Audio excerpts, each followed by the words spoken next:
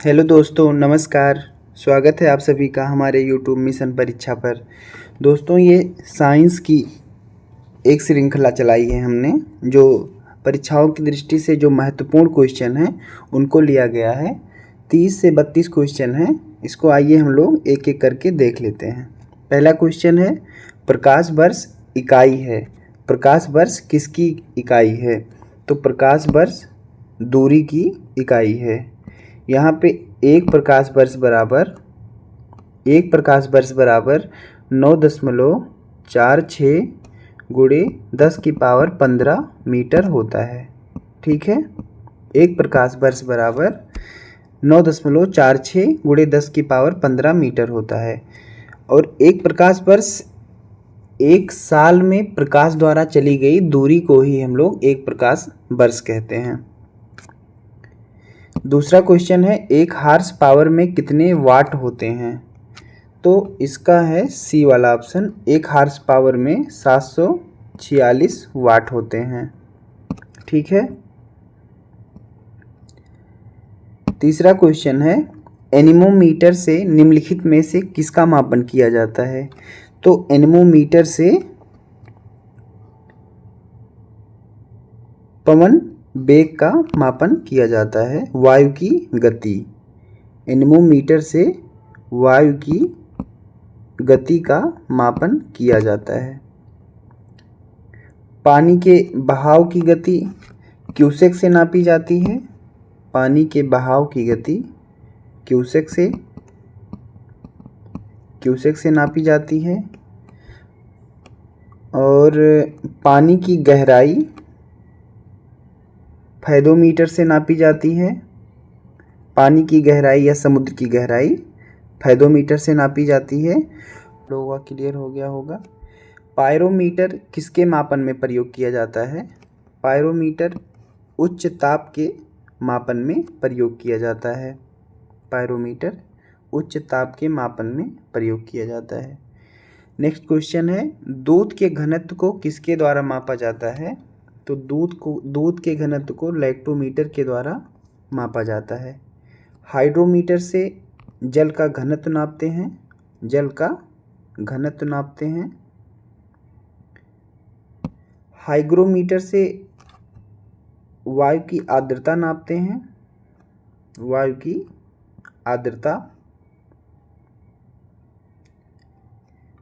Barometer से वायुमंडलीय दाब का मापन करते हैं, वायुमंडलीय दाब का।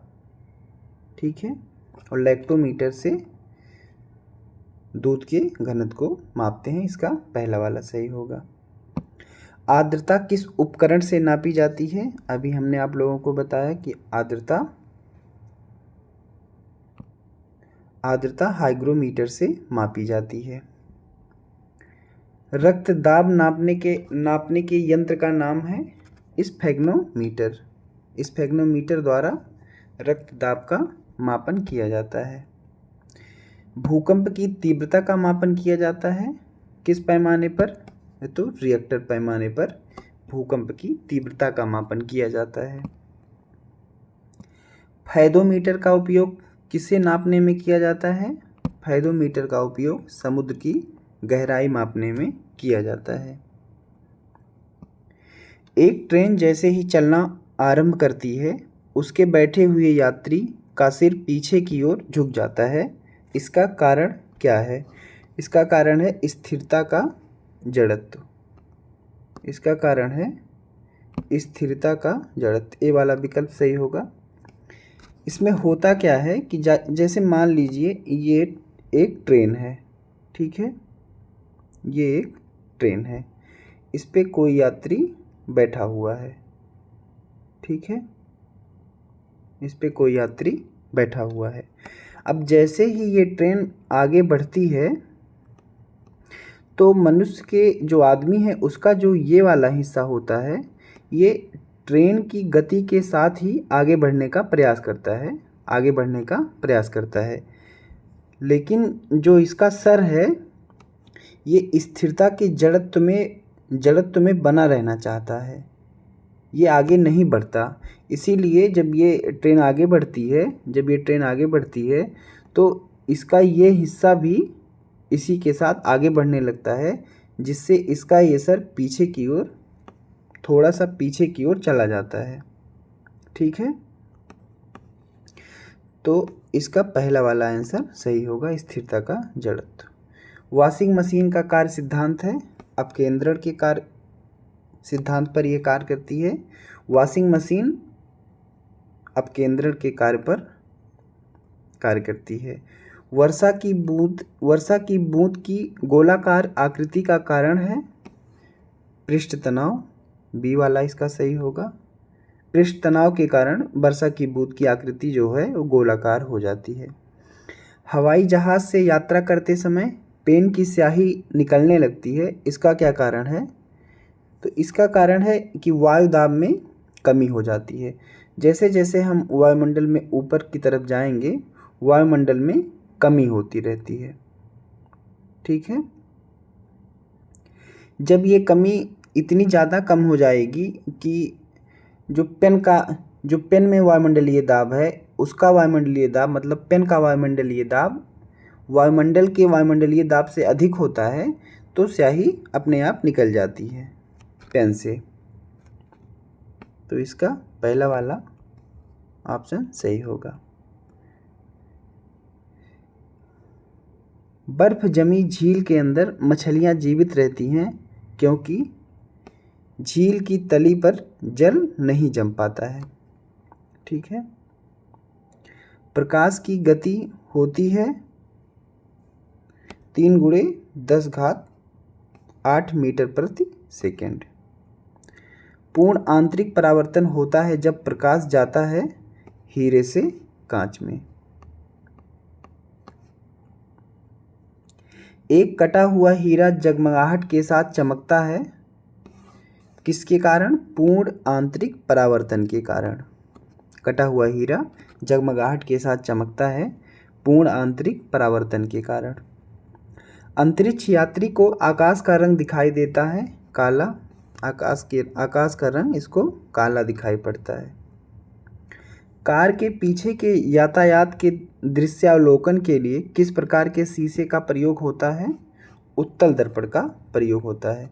उत्तल दर्पण का प्रयोग इसलिए होता है क्योंकि जो पीछे वाहन, गाड़ी के पीछे जो वाहन आएंगे आपके, आप मान लीजिए किसी गाड़ी में बैठे हैं, जो उसके पीछे वाहन आएंगे उसकी आकृति बहुत बड़ी होती है। उत्तल दर्पण क्या करता है कि वो किसी की आकृति को छोटे में दिखा देता है, इसलिए ये जो गाड़ी के साइड में मिरर लगे रहते हैं वह उत्तल दर्पण के लगे रहते हैं। तो वो क्या करता है कि गाड़ी की साइज जो है छोटी दिखा के पूरी गाड़ी उसी दर्पण में दिखा देता है। अवतल दर्पण लगा देंगे तो गाड़ी का कुछ ही हिस्सा उस शीशे में दिखेगा, तो आप अनुमान सही तरीके से नहीं लगा पाएंगे। इसीलिए गाड़ी के दोनों किनारों पर उत्तल दर्पण का प्रयोग किया जाता है, जिससे वो आकृति छोटी करके पूरी गाड़ी का जो मतलब दिखाना रहता है, पूरी गाड़ी का वो दिखा देता है। ठीक है, दर्पण के सामने खड़े एक व्यक्ति को अपना प्रतिबिंब अपने से बड़ा लगता है, इसका तात्पर्य है कि दर्पण का प्रकार अवतल है। दर्पण का प्रकार अवतल है। एक दंत चिकित्सक द्वारा रोगी के दांतों की जांच के लिए प्रयुक्त दर्पण है अवतल दर्पण।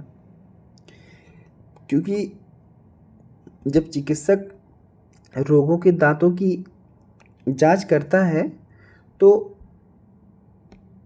उसकी आकृति उसको बहुत बड़ी करके देखनी पड़ती है। तो जब आकृति कोई मतलब अवतल दर्पण क्या करता है कि किसी छोटी आकृति को बड़ी आकृति में परिवर्तित करके दिखाता है, तो इसलिए यहाँ पे अवतल दर्पण का प्रयोग होता है। निकट दृष्टि दोष की रोग मुक्ति है अवतल लेंस द्वारा। निकट दृष्टि दोष की रोग मुक्ति अवतल लेंस के द्वारा निकट दृष्टि दोष को दूर किया जाता है। इसमें होता क्या है कि मान लीजिए जो ये अवतल दर्पण होता है, अवतल दर्पण वो अपने ऊपर जो प्रकाश पड़ता है उसको फैला देता है, चारों तरफ फैला देता है। और जो उत्तल दर्पण होता है ये अपने ऊपर जो प्रकाश पड़ता है इसको सिकोड़ देता है एक बिंदु पर। ठीक है, ये वाला कॉन्सेप्ट आप लोग याद रख लीजिए। तो निकट दृष्टि दोष और दूर दृष्टि दोष के क्वेश्चन कभी गलत नहीं होंगे।